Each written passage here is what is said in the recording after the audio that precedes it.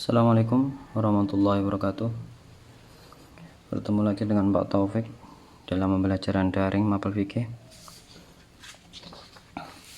Masih dalam bab jual beli. Minggu kemarin kalian sudah memberikan contoh jual beli. Oke. Sekarang kita mempelajari tentang jual beli itu sendiri dalam Islam. Bagaimana hukum, pengertian, dalil dan sebagainya. Siapa tuh sekarang yang nggak pernah jual beli? Semuanya pasti pernah jual beli, tapi kita belum tahu mana tuh jual beli itu yang boleh secara Islam ataupun yang tidak boleh.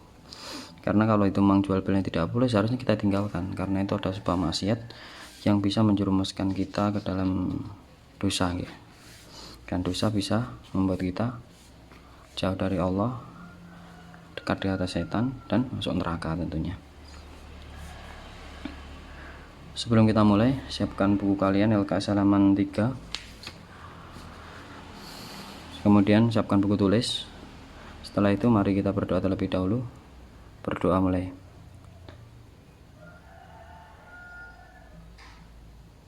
Cukup. Materi pertama, ketentuan jual beli. Jadi sebelum kita masuk materi ketentuan jual beli, perlu kalian tahu bahwasanya jual beli itu sudah masuk bab muasyarah dalam fikih. Muasyarah itu adalah hubungan antar manusia, okay? Karena jual beli kan tidak mungkin kalian jual beli dengan diri kalian sendiri. Kalian pasti melakukan jual beli dengan orang lain. Nah, ini adalah masuk hukum muasyarah dalam fikih. Ada ubudiyah, ada muasyarah. Kalau sholat itu masuk ubudiyah, sholat, puasa, zakat itu masuk ubudiyah. Sedangkan jual beli, nanti ada kalian belajar tentang luqatah, temuan barang, dan simpan, pinjam, meminjamkan. Nah, itu masuk bab muasyarah. Langsung saja. Yang pertama, pengertian. Sudah tidak asing ya, pengertian dalam pelajaran itu pasti dibagi menjadi dua. Yang pertama secara bahasa, dan pengertian secara syar'i atau syara atau istilah, sama aja.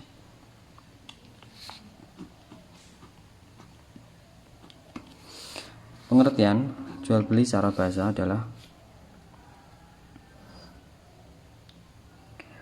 memiliki dan membeli. Ini saya lihat di buku kalian. Secara bahasa jual beli bermakna memiliki dan membeli. Sedangkan cara syara atau secara istilah, jual beli adalah tukar menukar harta dengan harta untuk memiliki dan memberi kepemilikan. Kalau kita membeli berarti ingin memiliki, kalau kita menjual berarti memberi kepemilikan. Paham ya? Di buku kalian di sini ada banyak penjelasan tentang pengertian dari ulama-ulama terkenal. Ada di sini ulama Hanafiyah, ada Imam Nawawi, kalian baca sendiri. Di sini disimpulkan bahwasanya inti dari beberapa pengertian yang sudah disebutkan tadi ada 7 poin. Itu mempunyai kesamaan. Yang pertama, jual beli itu dilakukan oleh dua orang yang saling tukar menukarkan barang. Tentu ya, kalian tidak mungkin jual beli dengan diri kalian sendiri. Kemudian yang kedua, tukar menukar tersebut atas suatu barang atau sesuatu yang dihukumi mirip barang. Suatu yang dihukumi mirip barang itu contohnya apa? Pulsa. Ya. Pulsa kan tidak bisa kalian pegang, itu hanya jasa dan bermanfaat. Okay. Maka jual beli barang yang tidak bermanfaat itu tidak sah. Contohnya apa? Barang beli tidak bermanfaat, kerikil satu, satu butir pasir itu kan tidak bermanfaat, maka tidak boleh. Kalau kerikilnya satu truk itulah, itu baru manfaat untuk bangun rumah. Tapi kalau cuma satu kan enggak. Kemudian sesuatu yang bukan berupa barang atau sesuatu yang dihukumi seperti barang, maka tidak sah dijual-belikan. Kemudian yang terakhir, tukar menukar tersebut hukumnya tak berlaku, yakni dalam kedua pihak. Jadi kalau sudah ada jual beli dan khiyarnya sudah selesai, itu barang sudah menjadi kepemilikannya abadi. Kalau saya membeli tempe di di koperasi, maka tempe itu sudah menjadi kepemilikan saya secara abadi sampai hari kiamat. Walaupun itu sudah saya makan, tidak boleh nanti penjualnya minta lagi tempenya padahal sudah masuk perut. Nah, itu namanya kepemilikan abadi. Sekarang dasar hukum. Karena fikih kita harus tahu dasarnya jual beli itu apa. Dasarnya yaitu Quran surat Al-Baqarah ayat 275. Kalian buka Quran kalian. Kalau nggak ketemu bisa dibuka di LKS. itu halaman 4. Bismillahirrahmanirrahim. Alladzina ya'kuluna riba la yakumuna illa kama yakumu ila akhirul ayat. Di sini diberatkan yaitu pada ayat wa halallahu al-bai'a wa harrama riba. Dan Allah menghalalkan jual beli dan mengharamkan riba. Riba itu apa? Nanti akan saya jelaskan. Kemudian dalilnya juga dari hadis. Hadis itu perkataan Nabi Muhammad SAW, yaitu yang artinya dua orang jual beli boleh memilih atau meneruskan jual beli mereka atau tidak selama keduanya belum terpisah dari tempat akad. Ini namanya khiyar, nanti akan saya jelaskan di bab khiyar tentunya. Hadis riwayat Bukhari dan Muslim. Ini ada secara ijma. Ijma itu kesepakatan ulama. Ini bisa dijadikan sebagai dasar jual beli, yaitu para ulama telah sepakat bahwasanya jual beli itu diperbolehkan dengan alasan bahwa manusia tidak mampu mencukupi kebutuhan dirinya tanpa bantuan orang lain. Karena sudah kalian tahu bahwasanya manusia itu makhluk sosial, tidak bisa hidup secara mandiri. Karena kita belajar ilmu fikih, maka kita belajar hukumnya. Hukum jual beli itu ada beberapa hukum yang tentunya ini berdasarkan keadaan masing-masing. Yang pertama yaitu jual beli yang hukumnya sunnah. Ini jual beli, contohnya itu kita menjualkan atau membeli barang yang sangat dibutuhkan. Kita mempunyai barang yang sangat dibutuhkan tangga kita. Contoh saja, kita punya mangga. Kita punya tetangga yang nyidam mangga, sedangkan mangga tidak ada di tempat lain. Maka kita menjual mangga kepada tetangga kita, itu hukumnya sunnah, karena tetangga kita sangat memerlukan mangga tersebut. Itu contoh yang pertama. Kemudian yang kedua, jual beli hukumnya wajib. Jual beli yang hukumnya wajib ini seperti jual belinya penimbun beras. Di sini di buku kalian dicontohkan menimbun beras. Ini saya gambarkan, penimbun beras itu tidak boleh.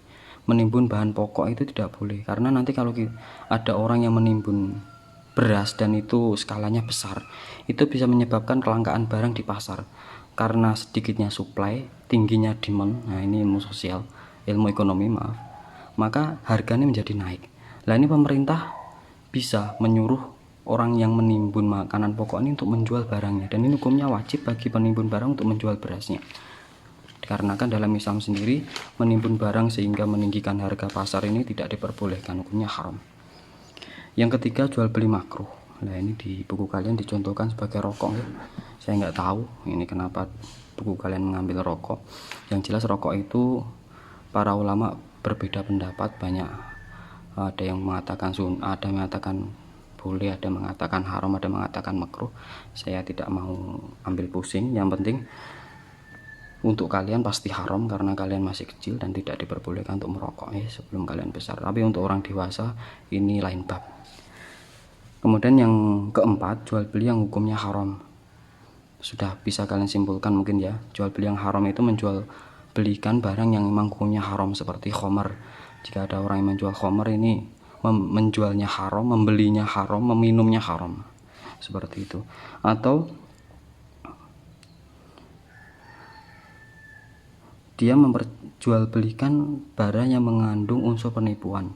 Contohnya sekarang itu sudah agak tren di di Shopee maupun di Tokopedia menjual belikan box misteri. Kita membeli sebuah barang yang seharga 100.000, tetapi kita tidak tahu isi dalam box tersebut. Bisa jadi itu berisi baju, bisa jadi itu berisi makanan. Kita nggak tahu lah, itu termasuk ada unsur penipuan. Ya kalau kita beli ternyata kita ingin, tapi kalau enggak kan ini ada rasa jengkel, sehingga ini rasa jengkel ini ketidakpuasan ini bisa merusak sebuah akad, bisa merusak sebuah hukum. Makanya itu hukumnya haram menurut saya, okay? Atau mungkin menurut yang lain saya juga nggak tahu. Menurut saya sendiri itu haram karena mengandung unsur penipuan, karena ketidakjelasannya itu. Nanti kalau saya salah bisa dikoreksi ya.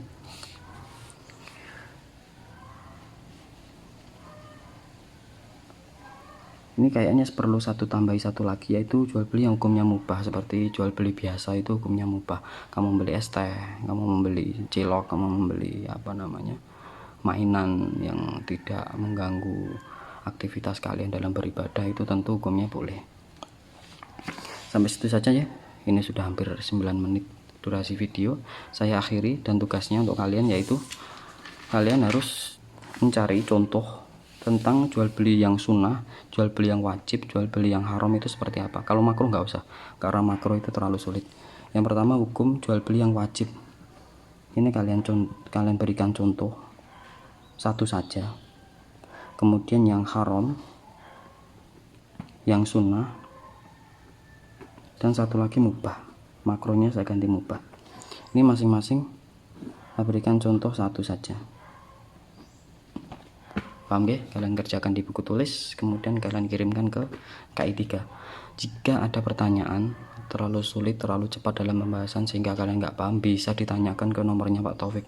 Jangan sampai kalian tidak belajar ya, karena sebentar lagi sudah mau ujian, sudah mau meninggalkan MI, masuk ke jenjang selanjutnya. Kalian harus banyak-banyak belajar ya. Jika tidak paham silahkan kalian tanyakan. Cukup sekian tugasnya ini. Sampai ketemu lagi minggu depan. Jaga kesehatan, jaga sholat 5 waktu, jangan keluar jika tidak ada keperluan yang berlebih karena ini masih masa pandemi. Cukup sekian. Assalamualaikum warahmatullahi wabarakatuh.